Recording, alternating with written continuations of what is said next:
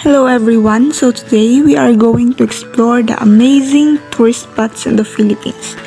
First is Bangi Windmills.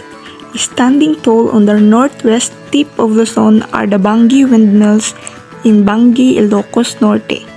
These 230-foot windmills line up in a 9-kilometer stretch along the Bangi Bay facing the West Philippine Sea. The Bangi Windmills are not just a popular tourist destination in Ilocos, but they serve a greater purpose providing sustainable energy. You'll see around 15 to 20 windmills in the area along the beach. Next is Mayon Volcano. With the country many wonders of nature, it's not surprising to see another jaw-dropping tourist spot in the Philippines, Luzon. Mayon Volcano is one of the most beautiful wonders of nature in the country. It is both a stunner and a killer, renowned for its beauty, and it is feared for its destructiveness. Its symmetry and perfect cone shape draws attention across the world, but what lies beyond its beauty is its deadly nature, an enormous chamber churning with a molten rock and toxic gas that would blow anytime. Next is Kaparkan Falls. Kaparkan Falls is easily one of the recognizable tourist spots in Luzon. It features numerous layers of many cascades, each with swimming pools.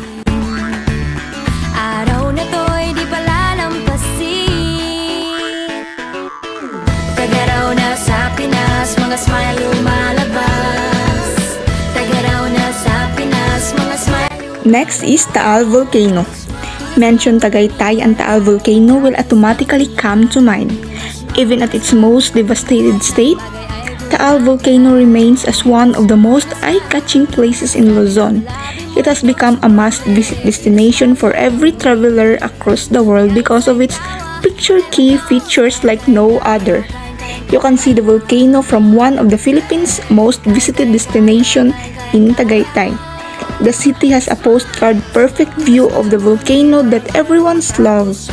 There are many hotels and restaurants that offer the best view of it while indulging in sumptuous meals. Next is Puerto Princesa Underground River. One charming treasure of Palawan that truly stands out is the Puerto Princesa Subterranean River National Park. It is one of the longest underground river in the world that outflows directly to the sea, traveling 5 miles through a subterranean cave system. Inside the Puerto Princesa Underground River, you will see Karst's National Rock Formation created by dissolving limestone loom in every direction. Don't miss Puerto Princesa Underground River as it's one of the most beautiful places in Luzon.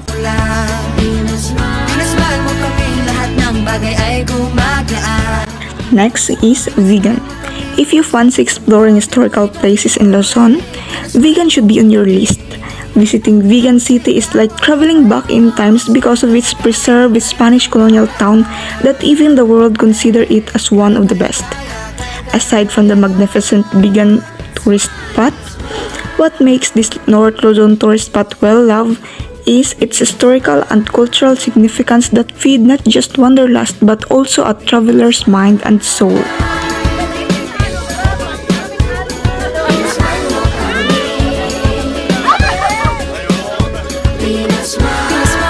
Next is Intramuros, known as the Walid City.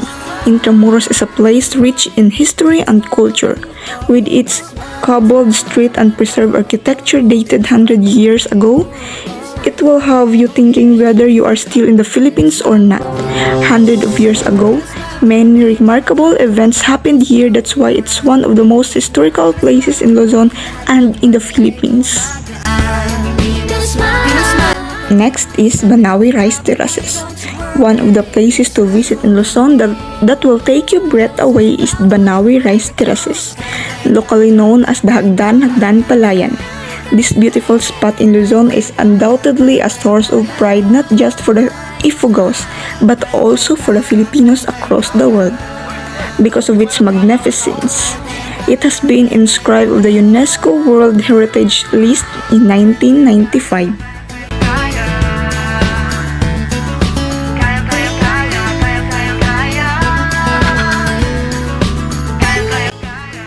Next is Boracay. Boracay is not just a famous Western Visayas tourist spot, but it's popular all over the world. What makes travelers visit this island paradise is, well, a lot. From the finest white sand, cerulean waters, fun water activities, and amazing nightlife, Boracay will surely captivate you.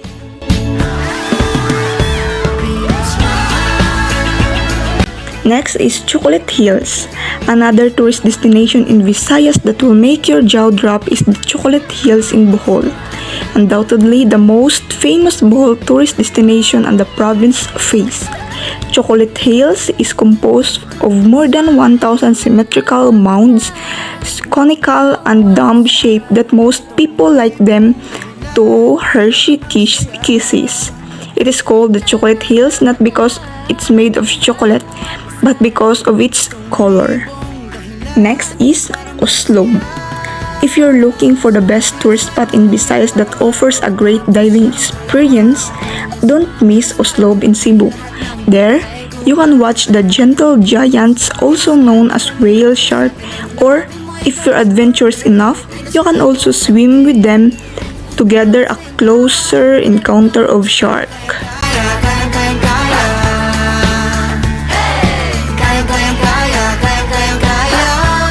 Next is Hinatuan Enchanted River, arguably the most magnificent tourist attraction in Mindanao and one of the most beautiful places in the Philippines. Hinatuan Enchanted River is a magically clear blue saltwater river hidden in the jungle and flawlessly flowing into the Pacific Ocean. Next is Divine Mercy Shrine. While you're in Cagayan de Oro, make sure to pay a visit to the Divine Mercy Shrine. The shrine's most striking landmark is the 50-foot tall statue of Jesus Christ.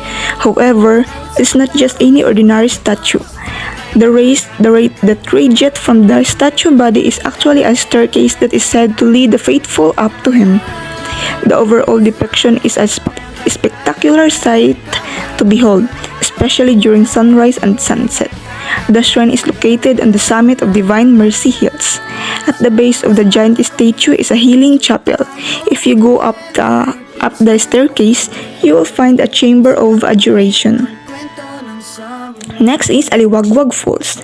Not a beach but definitely worth a visit. Known for its staircase-like boulders, this falls is one of the most visited places in Davao Oriental. It is considered as the highest waterfalls in the Philippines with over 130 cascading waterfalls that amaze everyone who gets here. This tourist spot is made up of rocks formation that different in sizes and shapes. Ito na nga ang araw na yon. Alam ko na kahit noon pagkasa'y di malayo. Next is La Palmera. Majestic mountain ridges and rich verdant views in Mindanao. Captivating mountain views awaits to those who climb the peak of La Palmera mountain range. Those who reach the peak revel in the peace and serenity of the mountains accompanied by a soothing winds blowing from every direction. Pinasmile mo kami sa kanyang labi mo'y don't you worry. Pinasmile mo kami. Next is the Hican. Situated in Mati, Davao Oriental is one of the most gorgeous beaches in Mindanao. This beach is definitely a must-visit tourist destination because of its white sand, long shores, and crystal blue waters. If you're someone who's looking for a rest between the crashes of waves, in the Hican is just the right place for you. Next is the Hilayan. The Hilayan Adventure Park is the popular place in Bukidnon that many adventurers and thrill seekers frequent, boasting nerve-wracking but also fun rides that let you fly like Superman while being surrounded by lush greenery and breathtaking views. This park will definitely give you the ultimate adventure you never thought possible. Next is Siargao. Above all things, Siargao is most known for being the surfing capital of the country. This island region, which is made up of 48 islands and islets and composed of 9 municipalities, is home to one of the most popular challenging surfing waves that is known to surfers all over the world. Pinasmile mo kami, lahat ng bagay ay gumagaan. Pinasmile mo kami, sabi ng labi mo ay don't you worry. Next is Tinoyan Falls. Tinoyan Falls is one of the iconic tourist spots in Mindanao, known as the Niagara Falls of the Philippines. Tinoyan Falls has 3 layers, the highest of which measures around 180 feet with a beautiful pool. You can ride a bamboo raft to get to its base and relish the cascading waters. And the last one is the Mainit Sulfuric Hot Spring. Unlike most hot spring in the country, Mainit Sulfuric Hot Spring is bizarre, as it is a cascading beauty of steam's features, a steaming waterfalls with thermal water. Locals love to come here to experience its therapeutic effects. Pinasmile mo kami, nag-awit sa'yong tao.